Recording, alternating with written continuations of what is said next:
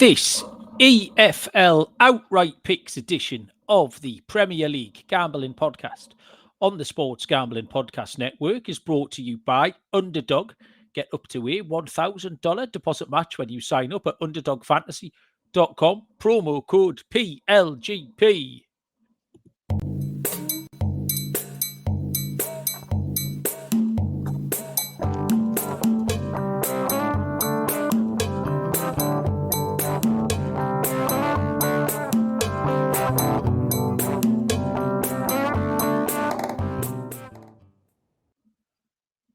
Welcome, everybody, to the Premier League Gambling Podcast on the Sports Gambling Podcast Network. My name is Malcolm Bamford, an MLS expert coming to you from Newcastle upon Tyne in the northeast of England. Today is Tuesday, July the 29th.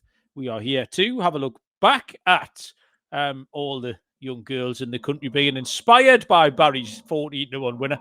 And our picks from the weekend. Before we have a look at the EFL outrights, League One and League Two kick off this weekend. That crept up. So we're going to have a look. Quite successful last year. We'll have a look at the Championship, League One and League Two, promotion, relegation, Championship, playoffs, any bets that we fancy. I've got a couple of accumulators I've put together as well. Joining me from somewhere in Nottingham in the front room, it's Mr. Barry Penaluna. Barry, what's happening? Evening, Barry Penaluna, female football specialist. You could say, if you're going to claim the MLS specialist title, then yes, after my 14-1 winner the other day, that's going to be my new title. Yeah, why not, Baz? We'll get into that in a little minute. We did well. Quite a busy show actually tonight because we've got three divisions to get through, and like I say, I think we did well last year, particularly there was the relegation markets, Baz, last year. We hit winners in just about everything. We had a few promoted teams, but we hit teams to go down. Nice prices, like 3-1s, 4-1s. And we did say we felt like we left a little bit out there with the accumulators. I think we should have put a few accumulators on. The chat is live and kicking. Let's go to the top. Who was in first? Waiting for you. Andy Williams, first in. Callum is here also. God, it's like an old school, especially. I think we've got our strongest team out tonight, Buzz. This is our best 11. Smudger is in as well. Courtney, which might be Patrick, or might be Courtney, or might be both, is here. Joe Dollar, welcome along. Joe, fucking Serial. We haven't got time to answer questions, Serial, tonight. Sorry. We're all business tonight, I'm afraid. So we'll question and answer show. Will be held at a later date. So we need to keep the banter to a minimum, Barry, but I received an absolute all-timer of an email yesterday. Did you see this email on my Twitter? Because, it's very funny, but it's also football-related. It doesn't start out sounding football-related, though, Baz. So this is worth reading to you. As you know, Barry, I have occasionally done some... the term is supporting artist, Barry. You might call it an extra. Do you know what I mean? I prefer to call it as a supporting artist work. In the media. What? Are you reading it now? Got it, yeah. Fucking great, isn't it? And I got an email off the agency yesterday, and I will read to you word for word. Christ, it must be funny because Barry's actually lolling at this. There's so many questions, Barry. I love a bit of banter that leaves more questions than answers. For example, I'll throw you the why did he leave his glasses on Matthew's table in the pub. That's sort of more questions than answers. So this came from the casting agency yesterday. I am looking for some lookalikes for a shoot in Middlesbrough on the 7th of August. Specifically, Stevie Wonder, Prince Harry, and Simon Cowell. If you think you could pass for any of these characters, please get in touch. There will be costume and makeup departments who could add the final touches. These are supporting artist roles, but you need to be able to kick a football convincingly. It's for a five-a-side match. Please email, blah, blah, blah. So they want lookalikes for a five-a-side football match, 3 of the 5 being Stevie Wonder, Prince Harry, and Simon Cowell, Barry, which just fucking... I mean... I don't know what to make of it. Who are the other two? Barry was my main thought. Who's making up? I mean, I'm hoping Stevie Wonder's not in goal. Let's be honest. But yeah, it were the other two that are making up that five-a-side football match. Absolute all-time great emails. One of my absolute favourites, Barry. Yeah, I'm just wondering which one of those you're going to pass for. So I assume you've applied. You're probably going Well, for Simon Cowell. Do you reckon you could pass off as Simon Cowell? I could pull my pants right up to my armpits and pass as Simon Cowell. I mean, I am a little bit of a chancer, Barry, but I don't even think I could try and get away as one of them three. Not Prince Harry, not Ginger. Cowell is a possibility. And let's be honest, Stevie Wonder's a long shot. Like, So many questions. Why does the five-a-side come into it? We're looking for some lookalikes. Stevie Wonder, Prince Harry, and Simon Cowell. Fair enough. And then I just don't know how that links in with the five-a-side. Why those three? Created it. As you say, they must already have two dead ringers for the other two characters, mustn't they? So, I'll tell you what it might be. Have you seen Smoggy Queens? We've talked about this, haven't we? No. I think. You haven't? No. No. It's all right, Baz. It makes me laugh. I sometimes watch it with Betty because it makes her feel a bit grown up, and it's about the trans or the LGBTQ plus community on Teesside, and it's quite funny. And it might be that I've had quite a lot of emails for that. Was one of them wanted me to turn up in arseless chaps, which I would have done as well, just for the crack, if you pardon the pun. But I was busy that day, so it might be for that. But I'm going to send the challenge out to everyone. Needs to now watch the telly for the next 2 years to find out. No one's allowed out the house. We need to see the scene with the five-a-side game involving Stevie Wonder, etc. So there you go. No, Andy Williams is saying I have to do it. I'm busy, Andy. You can get yourself down there. You've got to look at Prince Harry about you. Yeah, that was good. I enjoyed that. Barry, any banter from you? I saw you were wheeled in your Weber grill on Sunday. Oh, I've had a big night down at the clubhouse. We encouraged lots of people to come down and watch the ladies' final. And I stupidly said I would bring down the barbecue and raise some funds for the girls' teams. It was a bit of a question. I had no idea how many people are going to turn up and how many people were going to order food. So it was a bit of a guessing game. I had every expectation that I would be coming home with about a dozen burgers and 20 sausages still there. I said to the kids, we'll probably be eating burgers and sausages and pork for the next week when we don't sell any of this stuff. And then, like 20 minutes after we set up, we just got absolutely swamped. There was over 100 people in the clubhouse. Everyone was wanting to eat, and Christ, it was hard work. Like, there was me on the grill. Helen was sort of plating up the food. And Sophie was taking orders. She had the little card reader and everything, so she's writing the orders down and then handing them over to Helen, and then Helen's telling me what. But we did lose control at one point. At one point, Sophie was like, "I've got like 3 orders here written down." She had little bits of paper in her hand, and Helen's just like, "I don't want them yet. I've still got 6 orders here on the table." And I'm like, Ramsey's kitchen nightmare situation. I'm like, "Helen, what's that one on the floor?" "I don't know whose that one is. I've no idea what it is." We took the first 2 customers come up, put pre-orders in for a specific time. Oh. Well, that went out the window. So 5 o'clock come round and such comes up. "Hey, you got my order?" I was like, "What is your order?" "No, I haven't." But to be fair, everyone was very patient. Yeah. And we served everybody. Everyone got served. Everyone got fed, and we sold out completely. Raised nearly 500 quid for the football teams, so it all worked out well. Can I ask, Barry, how much of that you creamed off the top? No, nothing. I actually donated a little bit myself. I didn't claim all of the expenses back. It's all for charity, so yeah, that was part of that. I did have a couple of lifestyle things, Malcolm. The new restrictions on pornographic websites in the UK. It's been mentioned in the chat. How are you coping with that? Have you found a way around it yet? Well, there's all the porn you could watch on that dodgy stick, Baz. So yeah, I'm fine. Yeah, there is that. And just saying, VPN's the answer, which I think Callum has already shared that in the chat. So there's an easy way around it all. For anyone in America who doesn't know, pornographic websites now, you have to verify your age. They want to see your driving license or your passport before you can watch a bit of filth. Seems a little bit excessive. The other thing, lifestyle, you like this one, Malcolm? Yeah.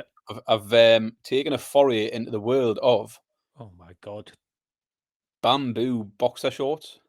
Oh, yes. We talked about this. And I did know I we have. tell you they were fucking life-changing, Barry? Honestly, I've signed up for a subscription. I'm going to get a pair delivered every month, Malcolm. How Have you fucking ever heard of a quick do boxer you go short? through your pants, like? 3 months, I'll have a year's supply, Malcolm. One a month. Bloody hell. Yeah, I got my first pair of bamboo boxer shorts. They're comfortable, like. Mate, they're incredible. Oh, nice. I like them. I'm a It's big like fan. an angel crying on your bollocks. Like, it's Yeah, absolutely beautiful. yeah. So I've gone for the jazzy ones. You know, the old oddballs where they're like proper Yeah, ridiculous designs. yeah. So I got a pair of them and a pair of socks as well as part of the subscription. So every month they'll deliver me a new pair of boxer shorts in a new design and a new pair of socks. I don't know how many months I'll keep it up. You know, there's only so many pairs of boxer shorts you can need in it. I think 2 is probably about the I was going number. to say, what a month's a lot. I think I've got about 5 in the rotation, Baz.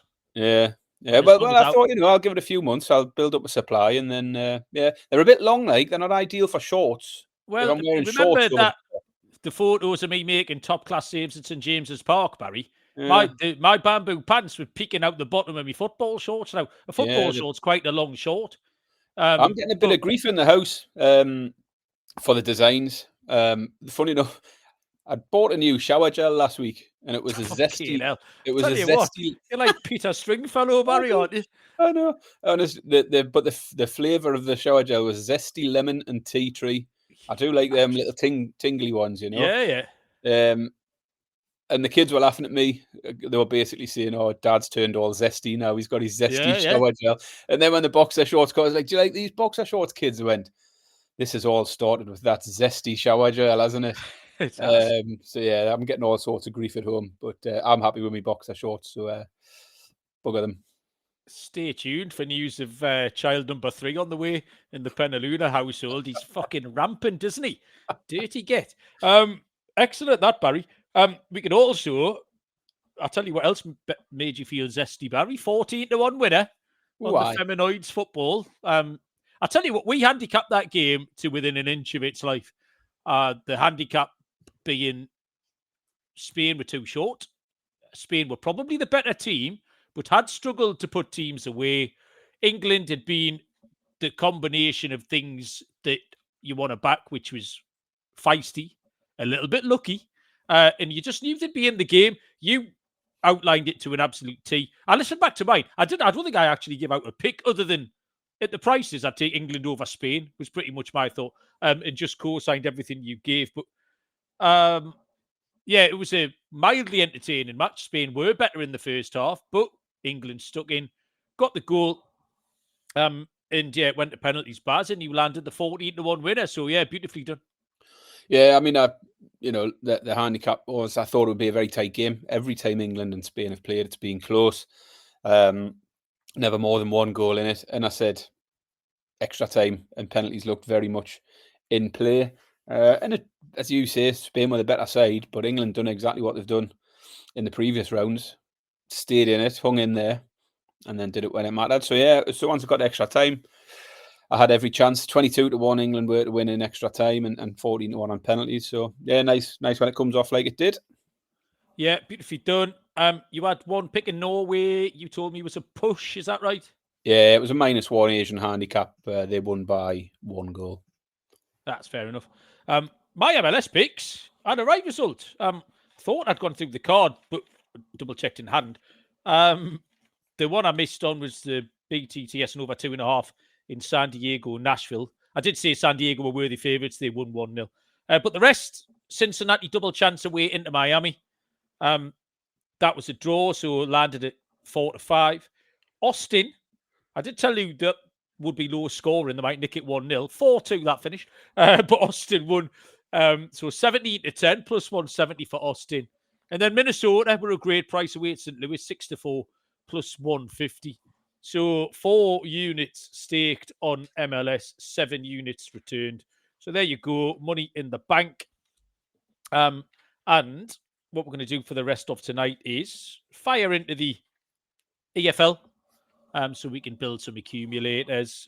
We will play our next cards in kickoff, which I can imagine you're all very excited about. Barry, I believe well, he's either lied to me or he's reread the rules so he can play with a bit more confidence tonight. But we'll do that in a little while. We don't want to shoot my bolt too soon.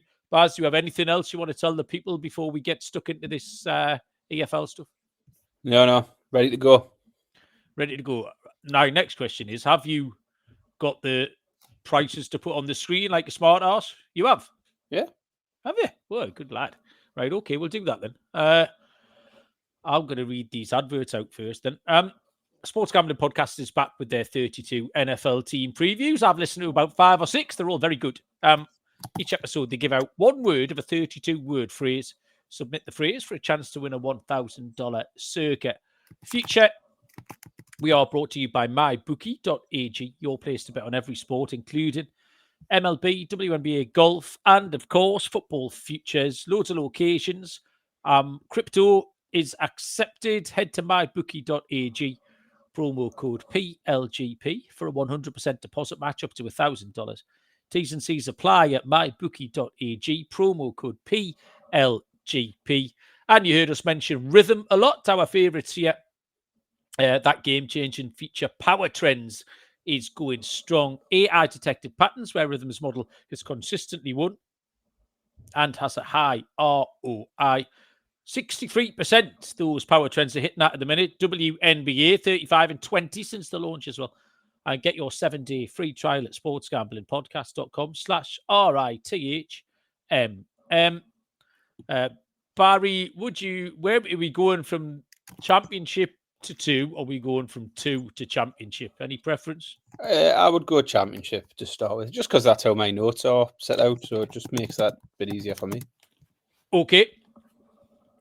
So in terms of the fixtures, League 1 and League 2 kick off this weekend, this Saturday. And the championship kicks off the weekend after, the weekend before the Prem. Promotion-wise, top of the market, to win outright, we're going Ipswich are the favourites at 7-2 plus 350. 5-1 Southampton, 7-1 Birmingham, 8-1 Sheffield United, and it is 12-1 bar those, which brings in Coventry and Leicester City. They are each way 1, 2, 3. The top 6 make the playoffs in this league, and 3 teams will be relegated. I'll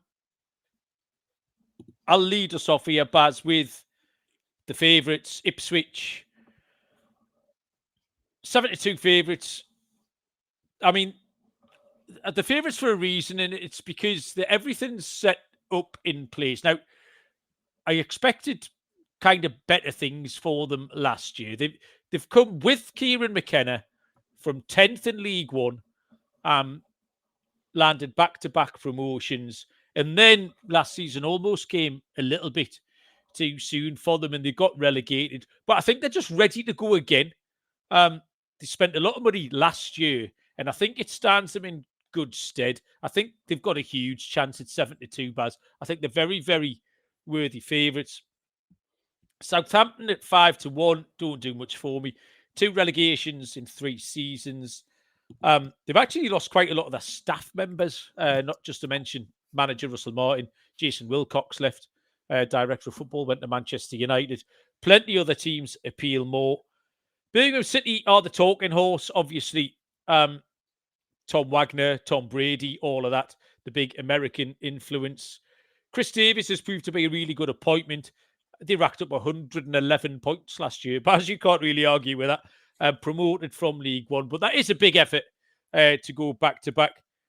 I think with Birmingham, you either want to bet them or you don't. Like, it's almost just how do you feel about them? Birmingham are the most gut feel team in this league more than anything else. But at the prices, not for me.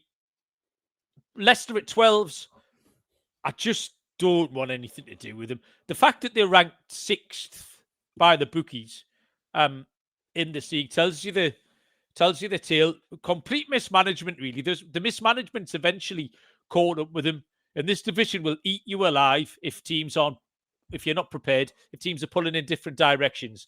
This not the division for you. Like, it's an absolute fucking killer. So I don't want Leicester. Coventry, I was mildly interested in. I've got a little play on Coventry that I do like because they've got the continuity.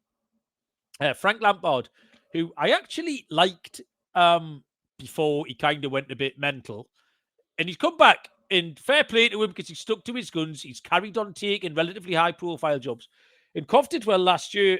In fact, for a couple of years, they've kept the squad. I think they've got a high floor, is my point with Coventry.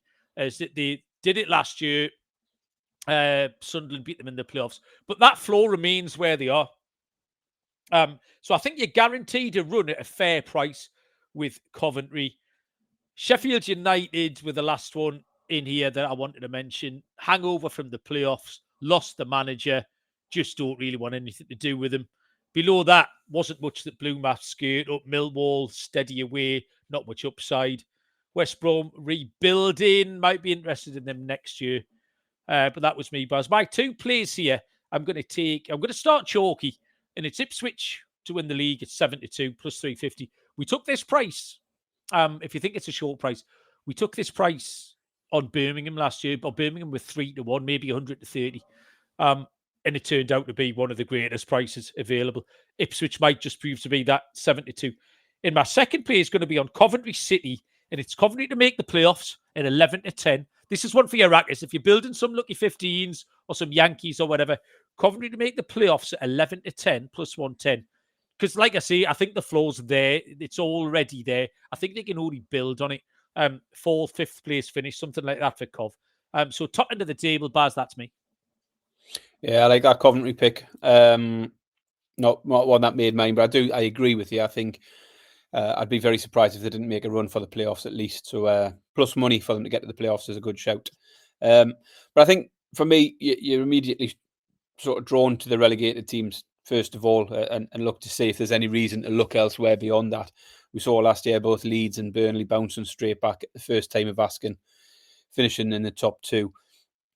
And again, Ipswich and Southampton leading the market here. Leicester less favourable. It's easy to see why, as you say, they're a bit of a shambles really at the moment. They're down in sixth in the betting. But I was immediately drawn to Ipswich as well. And it's not a fancy pick with them 7-2. I think if you shop around, you get 4-1 actually for Ipswich as well. But they've just got the stability with McKenna still there. So he's the one that brought them up last time. He's the only one out of the relegated teams who's still got, who's still in play. Where Leicester City and Southampton are both starting with new men in the dugout. And the squad, I think, just looks primed for a big run at this. They have lost Delap, but there's plenty of strength in there for championship level. Smodic, in particular, might not have done much for them in the Premier League, but we saw what he can do at this level with Blackburn. I like Smodic to go well for them this season. So Ipswich 7-2 to win the league for me would also be my pick. I think if you wanted to play it easier, then a safer way of doing it would be for them to be top two. You're getting 15-8 for them to finish in the top two, Ipswich. Shop around, you'll get that to 2-1, no doubt. 2-1 for Ipswich to get automatic promotion, I think looks probably a safer play. But yeah, Ipswich my pick as well. The other thing I've got here, I am going to take Smodic as a top scorer at 12-1. Ipswich were top scorers in the championship the last time they were down here. And I fancy him to be banging them in this season. So I'm going to take Sammy Smodic for Ipswich as the top scorer at 12-1. I love that 15-8 top two, Baz. Again, if you're looking for your lucky 15s or your rackers, if you're looking for a cornerstone, that's good. I saw Lenny Ward sneak into the chat earlier on. Is Lenny a Derby County fan? I'm not surprised that he says up the Rams. He's got a picture of a camel on his avatar. So there you go. Sammy Smodic, Lee likes everything I like. He likes Ipswich, he likes Coventry to make the top two. It's worth having a word about Wrexham. Let's talk about Wrexham, just because one of our strongest 11, Andy Williams, is indeed in the chat as Fefwef joins us. Fefwef loves the Ipswich shout, hates the Smodics one. Fair enough. Light and shade, Fefwef. Wrexham, Baz, media darlings, only team in domestic football history to go back to back promotions. Tons of money. I think Wrexham might look to do this in 2 stages, Barry, would be my thoughts on this. So this first stage being consolidation, because it is a big old leap. We often say that this League One to the Championship is the biggest jump. So 25-1 Wrexham. I mean, pay your money and take your choice. I faded them last year. I had them down to finish about 13th, I think, and was completely and utterly proved wrong. So not a good judge. And he might be able to tell us a little bit more where he thinks. But yeah, like I said, I do think they're going to get there, 100% going to get there. But I do think they might do it in installments. And this installment might just be consolidation, Baz. Yeah. Have you got anything else in the Championship? I've got the relegation markets. Yes. I was going to say I'm in the relegation market as well. Do you want me to kick off with that? Yeah. Do you not want to say anything about Wrexham? No, not really. You've done it all. Okay, Andy. Fucking Barry's not having it. Barry doesn't care. Go on. I mean, you've covered it, haven't you? Yeah, no, you're right. Like, I was just trying to pander to one of our. I think you're right, though. We talked last year about how it's quite achievable to make them jump from non-league, League Two, League One. It gets a big step up harder once you get to the Championship to take that next step. So I don't see Wrexham pushing for promotion this year. Maybe a building season and then push on again next year, maybe. Okay, go on then. Lead us off relegation. Yeah, I mean, there's one really obvious contender in Sheff Wednesday, which they were as big as 10-1 at one point for the drop. They're now 1-3. Danny Rowell is left by mutual consent this week. That was inevitable. Players have had missed payments. Some of them haven't been paid over the summer or late payments. Several of their best players have already gone. Fans are protesting. Club is in total disarray. It's possible they might get a new owner in, but whether that happens before the transfer market in time for them to do anything is questionable.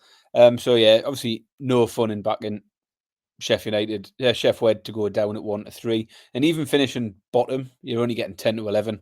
Their odds against it looks a bit too short to get involved. So we'll steer away from that and look elsewhere. And I've gone for Preston as the team who stood out to me. Finished 1 point above the relegation spots last season and finished with the worst form of the lot down that end. Really didn't finish strongly at all.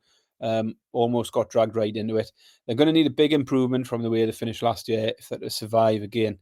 So I'm going to take Preston for relegation at 9-2.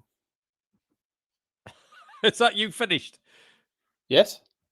All right, that was just really fucking abrupt. It sounded like you were in the middle of a sentence. Okay, I was just laughing at Andy blah blah in your Wrexham chat. Callum wants Derby to get relegated. Lee Smith's telling us Preston very much made my shortlist. In fact, they are my pick on this one. Sheffield Wednesday 1-3 to go down. My astute note says, look completely fucked, is what I wrote next to them. That was before Danny Rowell actually only officially left this afternoon, I think. Hull 3-1. New manager. The new manager, he's a bit of a dullard, Jakirovic, but he's got a decent record in getting teams to do just enough. He's a bit of a wily old fox, is Jakirovic. So I think Hull might be okay. Oxford 5-2. And this is a manager handicap again. It's Gary Rowett. And Gary Rowett just keeps teams up. He's got a great record in that he gets his team to concede few enough goals. Like, they only lost 9 of 26 since he came in. They'll accumulate points, Oxford. So I think they'll be fine. Charlton 11-4. I think they're well run. Nathan Jones, bit of a divisive character in the dugout. Settled squad, if quite a small squad. I think they'll be okay. And that led me to Preston North End. Picked them last year. They only picked up 3 points from their last 8 games. The manager, Paul Heckingbottom, bit of a journeyman. He was calling out the players, talking all sorts of shit at the end of the season. Not sure how well that landed. They need a rebuild, and they didn't get it. Lee saying they slip closer and closer. Circling the drain, Baz, is one of our favourite phrases that we use with Everton. And they haven't quite, Everton have keep on circling. Preston might just slip down the drain this time. 92 plus 450 for Preston to get relegated. Interesting. Did he pay any notice to my handicap of that, Malcolm? I think so. Who did I pick for relegation? Preston. All right, that's all right. It seemed like you were talking as if you'd, not listened. So well done. No, I was listening all right. That was a good guess. It was a good guess at the end, wasn't it? Put the old... oh, no, don't put the League One things up yet, Baz, because I'll read out the old advertising. We'll get this Yankee dollar in our back pockets here, Baz. Watch this. The world's greatest sportsbook, Circa Las Vegas, is hosting the world's biggest pro football contest, Circa Million, Circa Survivor, and the Circa Grandissimo, with over $21 million in guaranteed prizes. You can go and hang out with the SGPN boys and girls at the Circa Contest weekend, August 21 to 23. For an amazing weekend, live shows, open bars, you'll get 15% off a stay at the Circa with promo code SGP15. Contests are open to everyone. Sign up in Nevada and play from anywhere with the help of SGPN's official proxy. Go to footballcontest.com, use the promo code SGP to get $50 off your proxy fees. And Underdog Best Ball Mania all season long. $15 million in prizes. Best Ball is the best way to play fantasy football. Use our code PLGP to claim a special pick and first-time deposit offer up to $1,000 in bonus credits. UnderdogFantasy.com, promo code PLGP. Okay, let's crack on into League One. Barry, would you like to go first? No? No? Right. Hey, nice to be offered, though, isn't it? Yeah. Lovely to be offered. So to win outright, quarter of the odds, 1, 2, 3. Luton are 3-1 favourites. Huddersfield next in at 6-1. Cardiff 8-1. Plymouth 9-1. Stockport 8-1. Don't know why the odds have gone a bit skew with there. And 10-1, 11-1 bar brings in Bolton Wanderers, Blackpool, Reading, Wickham, Leyton Orient. Follow them in. Luton, the clear favourites at 3-1, the same price Birmingham were when they ran away with this last year. Luton are still well run and level-headed. Them getting relegated last year was fucking mad, wasn't it? Because we just talk about the top three, bottom three, up and down, up and down, up and down. But Luton just have completely and utterly I don't know how they managed it. Maybe Malcolm, having gone, it was a big thing when they got to the Premier League, wasn't it? Yeah. They've just gone there, step by step, all the way up. Maybe they're just going to do the exact same and just go all the way back down. I've just spotted everyone making laughy faces in the chat, and I was trying to work out what it was, but it's Joe Dollar throwing out Everton to finish in the top 10 at 2-1. I would stay off the mushrooms, Joe, if I was you. I can't wait to fade them. They're going to be absolute dog shit again, by the way, and I'm here for that. I think Luton was so level-headed that it kind of backfired on them last year. They've made 6 good signings so far. They've still got a handful of players who looked okay in the Prem. Mengi, people like that are still there. So, yeah, Luton, an obvious chance at 3-1. I thought 3-1 might be a bit skinny for me. Huddersfield are next in. They've sorted the squad out a little bit. The new manager, Lee Grant, is interesting. He came from Ipswich, was kind of Kieran McKenna's protege there. Huddersfield 6-1 if you want. I can't keep backing Bolton at 11-1. They keep falling short. They've been on our radar for years now. Never quite getting it done. Cardiff, what I like most about Cardiff is the manager, Barry Murphy. Really good reputation, really good coach. I'm just not sure everything is in place for a sustained push. Cardiff will be really good in spots. I think they'll be quite streaky. But 8-1, not for me. Stockport are live. Lee, Megan Smudger are very much on the same sheet tonight. They just missed out last year. Playoff semi-final. They've had a few in and outs, but the club and manager have been continually on the up for a long time. But 11? I think 10 of the last 11 seasons for Stockport. They've been fighting at the top end of the table. And they're just ready to go again. They're absolutely live. 11-1. Top 2 at 9-2 was a good pick. And promotion at 11-4. So any of those 3 for Stockport, shut up, Joe. But my play, Barry, is going to be 20-1, and it's Wickham Wanderers. 20-1 to win the league, 12-5 plus 240 to finish in the top 6. Now, Wycombe finished 5th last year. Mike Dodds is a really well thought of coach. They've made some interesting signings. They've got some high ceiling. They made some like interesting continental signings. Like you wouldn't expect Wycombe Wanderers to be signing players from Salzburg and places like that.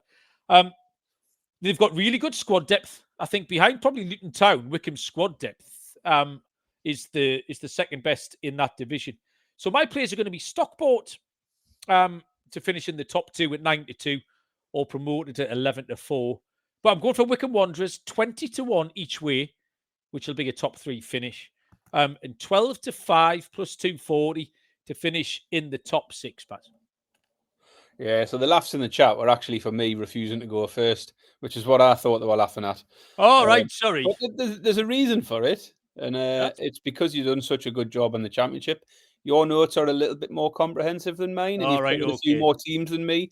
So I feel like it worked well. You given the more thorough analysis of the division, and I just fire in when we pick and my justification for it. You know, Let's so be that honest, was the reason. It wasn't just me. Has very much been you following me up with minimal notes, I've put more effort in tonight, but I probably do need to zone in a little bit more. I have got myself into a little bit of a build it up, Baz. Yeah, I have got myself into a little bit of a rut of just. You're right. The Club World Cup was a shambles. He's in a rut. He's in a but hang on a minute. I thought you had fucking new underpants and tingly bollocks. You can't be in that much of a rut. That's part of trying to reinvigorate myself for the new season. Then. So I'll be sat here in my boxers next week. Well, right, anyway, League One. I've put some work into these, and the picks. I'm confident with these picks. As you say, we've done well last year, and I've done enough. But that was a fucking bigging you up there for your thorough analysis and why you were best to lead off.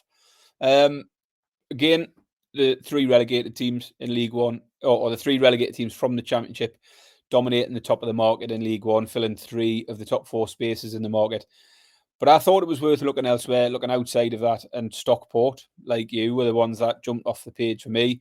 They were the best of the rest last year, behind Birmingham and Wrexham. Just missed out in the playoffs. David Challoner has never failed to at least reach the playoffs when he's finished the season with a team. I don't know whether you pulled out that stat because I switched off during your chat. But they have lost a few players, but they've also recruited well, and I think they'll make a push for it again. 8-1 to top the division, Stockport. 5th in the market they are at the moment. But like you, I've looked at the other players, and I've went for them just to be promoted. So keeping the top 2 on side, but also the playoffs. So I like Stockport at 11-4 to be promoted as well. I think you'll get a good run for your money out of them. You'd be unlucky not to at least get into the playoffs, I think. And again, a bit like the Championship, I wanted a piece of their attack in the top scorer market. Malik Mothersill is 25-1 to be top scorer. They paid a club record fee for him, and he got 12 last season for Peterborough. So I think leading the line this year for a promotion contending team, he's got every chance of being there or thereabouts at 25-1. And at that price, probably worth taking each way. A quarter of the odds for him to finish in the top 4 looks decent. So Malik Mothersill, 25-1 for top scorer in League One. Malik Mothersill, Barry, is a really good finisher. Sneaky good. You've pulled that out your arse. You've managed to get an arse sniffer of the week in the EFL outouts. That's a nice play. I played 5-a-side tonight, Barry. I was picking out the bottom corners like you would not fucking believe. Honestly, I was like Lee Chapman, 1992. I was properly in the zone, like astonishing stuff it was. Relegation out of this division is fucking competitive. Holy shit. 11 teams are 4-1 or shorter here. Absolute throw a blanket over them all. Wimbledon are even money. But I don't mind them. Like, fewest goals conceded in League Two last year. They just know how to accumulate points. They're too short. In a congested field, even money's too short. Northampton are of a little bit more interest at 11-8 plus 137. What Northampton love doing is going up and going back down between League Two and League One. That's their favourite thing. But they've survived 2 years in League One, which tells you it's just about time for them to go back to League Two. because that's what they always do. But I do think there's more value elsewhere. Exeter is 7-4, but this is their 4th season in a row now. They're not a great watch. They're a little bit boring, but they've finished above the bottom 8 in the last 3 years. So again, a little bit of know-how. They're too short. Port Vale 2-1 didn't interest me. Mansfield at 11-4 have added quite a few players. My pick is going to be Rotherham. I am going away. This has got nothing to do with anything. I've got a job tomorrow in Sheffield, Barry. And then from Sheffield, I'm going straight to Norfolk on Thursday. Fucking hell. Yeah, I know. And Matt said, my boring mate, so I've booked us into the Holiday Inn Rotherham tomorrow night. So that's where I'm going to be, the sunny side of Rotherham. So if anyone is in the Rotherham area, don't take this personally, that I'm taking you at 5-1. You could have stayed here. I'm probably halfway between Sheffield and Norfolk. Well, you probably don't want to put me up, and you certainly don't want to put Matt up there, really. There is that. You could feed us, Baz. We could get a pulled pork sandwich or something on the way past.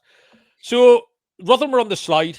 Rotherham did, like a few years ago, they got this local businessman made good kind of thing. You know, that like lower league teams, in fact, even Premier League teams, Jack Walker, John Hall, people like that. And it was all right for a little bit, but it's kind of unsustainable. And it's starting to wear a little bit thin here. They lost quite a few players. The goal scorer, Johnson Clark Harris, is gone.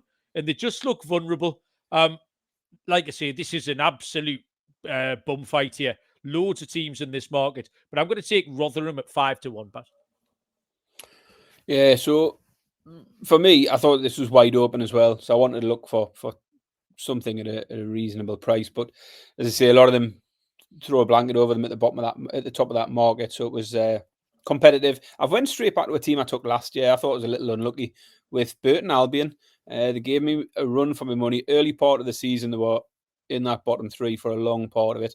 They had a bit of a turnaround over the Christmas period, which got them away from it.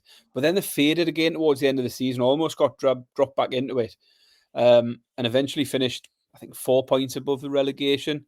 So for large parts of the season last year, Burton Albion, the form was very much relegation form. I think they'll be there or thereabouts again. And I'm getting 2-1 for them to be relegated. Not massive, but I fancy Burton might even finish bottom. 10-1 for them to be bottom of the division. Appeals. But yeah, the pick for me for relegation is going to be Burton Albion at 2-1. Yeah, who was mentioning Burton earlier? Was that Callum possibly? Yeah, Burton tend to always be hanging around the bottom of there. So Barry goes for Burton Albion at 2-1. Barry, it is time before we get into League Two. We're going to carry on with our game of kickoff, Barry.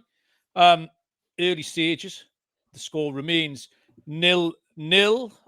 The ball, for anyone keeping track at home, is in the red half, square B7.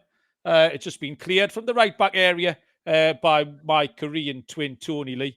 Into the central area, Barry, where Brazilian number 8, Tanat, has the ball on the edge of the centre circle, Barry. Nice position to launch an attack. What cards are you going to play, Baz? Oh, Tanat's going to launch an attack, all right. He's going to play it forward nine spaces. Tanat's going forward 9 spaces. 1, 2, 3, 4, 5, 6. Well, Barry, that counts as a shot on target because that's gone straight towards the goal. Can you just hold your card up, please? Just the people want to see it. There it is. 9 spaces. Okay, you can delete that and we'll set you another one. Right, okay. So I'm going to respond, Barry. Shot on target from Tanat is going to be denied by Robin Bravo, the Canadian international goalkeeper, who's going to launch it. Great save that. 6 forward and 3 northeast. 1, 2, 3, 4, 5, 6. 1, 2, 3. The ball, for anyone keeping score, is in the red half on square A4, right on the halfway line, Barry, just outside of the centre circle. Robin Bravo has cleared that. They'll feed it from your number 6, Riesling, Barry. Riesling, the ball is on A4. Well played there, everybody. More to come. Still 0-0. 0-0 in that one. League Two, Barry. I'm not going to ask you. Shall I go first, Baz? with the League Two here.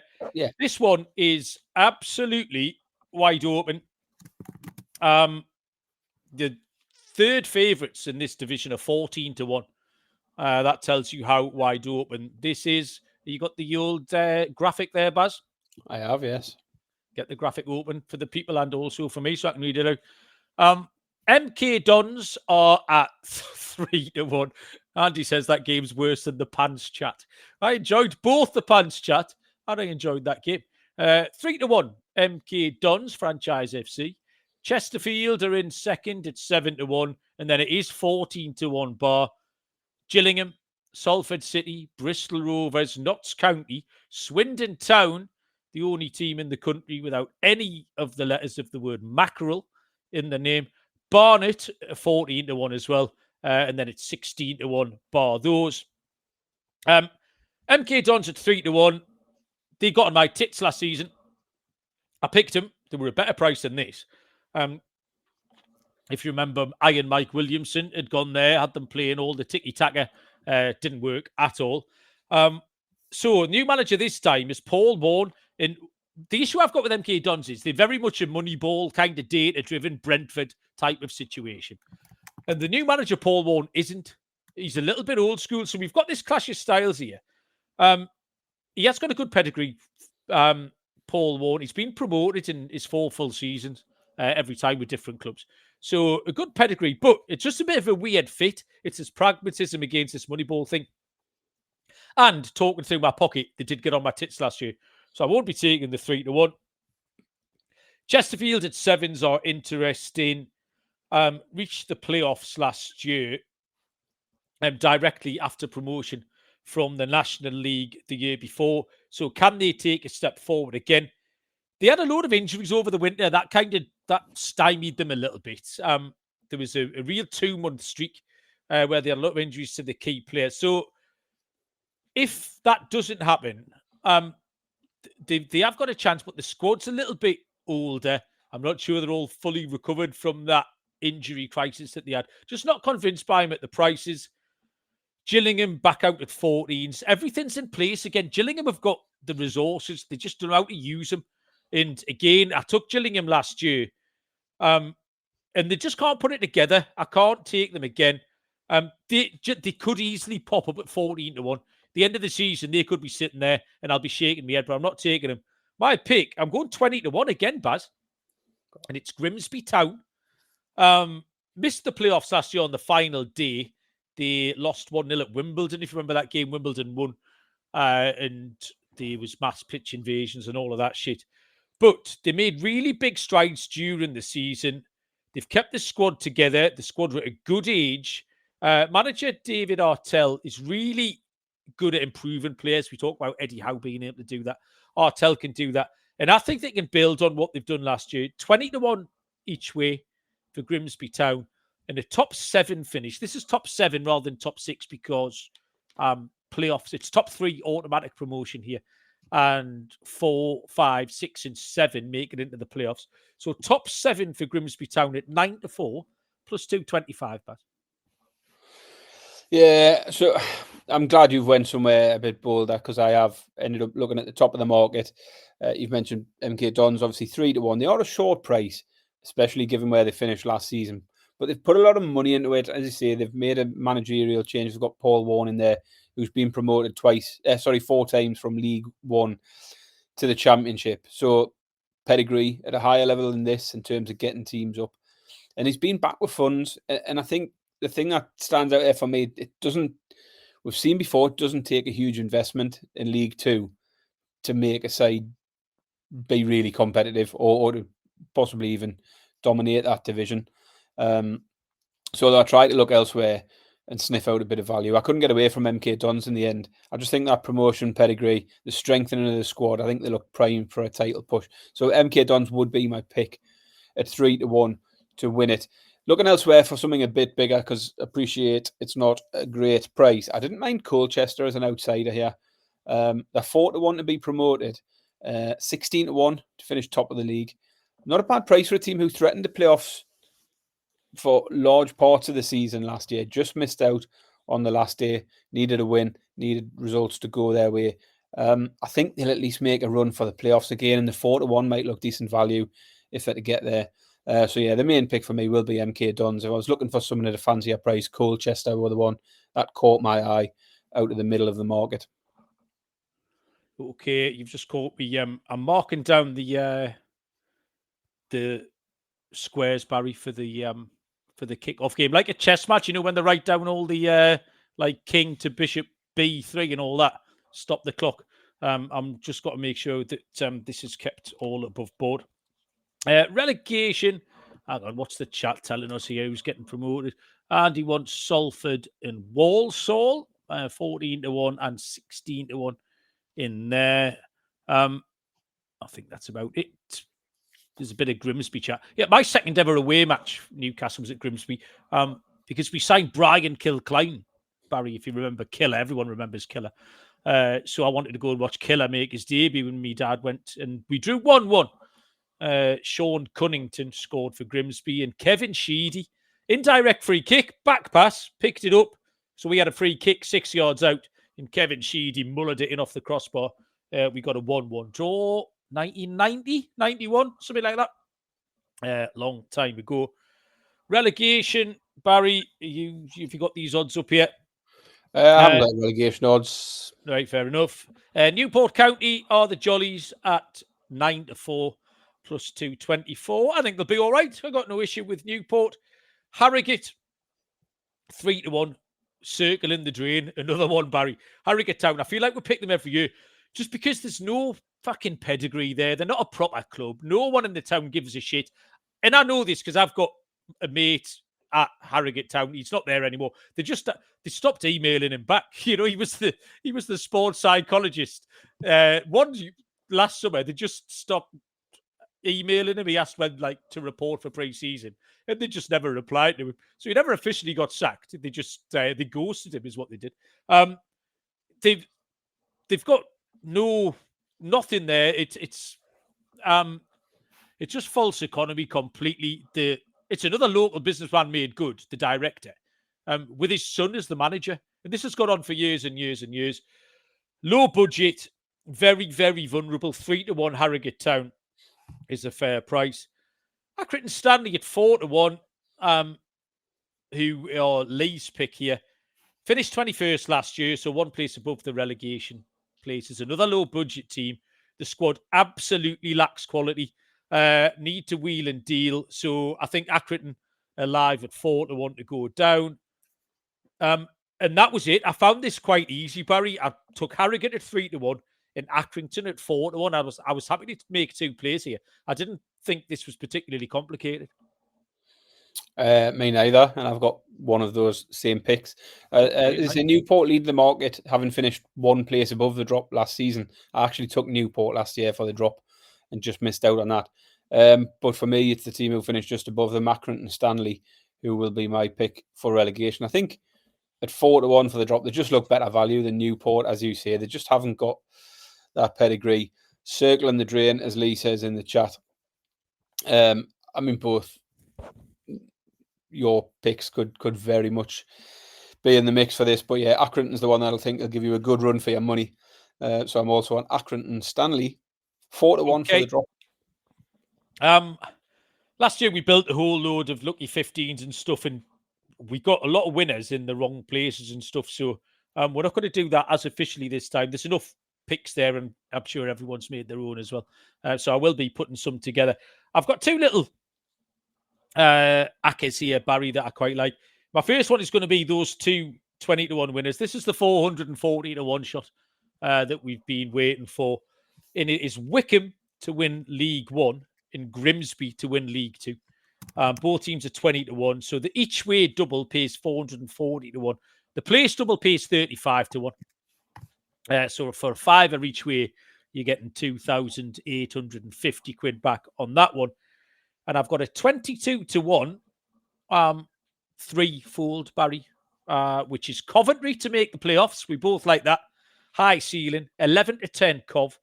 Wickham top 6 at 12-5. And Grimsby top 7 at 9-4. And those three will pay you 22-1, Baz. Lee's gone for Oh, I like this. The Preston and Accrington relegation. I think everyone wanted Accrington, and me and you both had a team right on Preston. 26-1 double for Preston and Accrington Stanley. Baz, anything that you cobbled together that way? No, I hadn't, because I thought we'll probably put lucky 15s out as we did last year. But normally, I think we did that along with the Premier League stuff. Yes, correct. So I might stick a lucky 15 out, albeit it'll be a week or two after League 1 and 2 have started. But I will put some lucky 15 and ACCAs together once we've sort of reviewed the Premier League stuff, and I'll come up with a relegation ACCA certainly, because I went fairly close on all my relegation picks last year. Cardiff, Southampton, and then, as I say, it was Burton Albion and Newport who threatened all year long and just didn't drop in the end. So yeah, nothing at the moment, but we will come up with them in the next week. Well, we've done it, Baz. 56 minutes. That was good, because I did the baseball show before this, so I've got a rock solid 2 hours of talking absolute bollocks. So I'm quite happy. Road trip to Sheffield tomorrow. Anything, Baz, you want to tell the people before we let them go? I've been continuing my swimming, Malcolm. I've been 4 times now in the last week. It's all right, isn't it? Well, yeah, I got in the van on. This was weird because I got in the van on Saturday morning, and there was a song on the radio, and it tells you now who the song was by. And this band have appeared before. Do you remember we did a stupid Glastonbury quiz, I think 2 seasons ago, where I made some bands up, and you had to tell me if it was a band or not a band. Yeah. And one of the bands was called Barry Can't Swim. And I got the radio. First song on was Whatever by Barry Can't Swim, which was 2 days after you'd talked about your newfound swimming thing. So I sent it to you because we have a little bit of fun banter. And you sent me a quite unsettling photograph of you at the swimming baths, Barry, I'm going to say. So I haven't slept very well since I've seen that. But yeah, you sent me that picture. Swimming? You sent me that picture just as I was getting out of the swimming pool, getting changed. So you did get the old changing room shot of the swimming pool. I'm enjoying it, and noticing some improvements already. I said last week I would win no points for any style, but today was the first time I took a pair of goggles. Right. That makes a difference because I can see if I'm going in a straight line now. Last week I was zigzagging all over the place, so the goggles was good. I've got a new pair of swim shorts which stay up, so I'm not constantly. No, they're not bamboo, but they've helped. And now I'm starting to develop my breathing underwater as well. So I'm working on my technique. My pace is improving every time, which is all it's about, isn't it? Okay, now this all new Barry Penaluna, this body confident, zesty ball, bamboo shorts, swimming like Mark Spitz, Tarzan of the jungle. I don't know what to do, Barry. But I'm very happy for you, mate. Well done. Lee's asking if you need age verification. I had to send my driving license off before I could download that picture of Barry in his swimming trunks. Yes. It was the 36 days one. Baz gave it away. Right. Well done. That was fun. Everyone in the chat, I enjoyed that. You can tell, I think everyone's getting a bit giddy that football season's coming. Most people are giddy about football. I think me and you, Barry, we've done well not to mention it, but there's a slight cloud hanging over our heads at the moment. But we've avoided that. We don't want to kill everyone. We'll discuss it if or when it happens, Malcolm. Until then, I'm not engaging in it. I agree. Yeah, it's not happening. Head in the sand is what's going on here. Right. 17 seconds before that hour is up, Barry. So I'll put my hands in the air. You can get ready to press the buttons. Thanks, everyone. We'll be back at some point next week with Championship Match Day 1 picks, maybe some other shit. And we will see you all down the road. Cheers.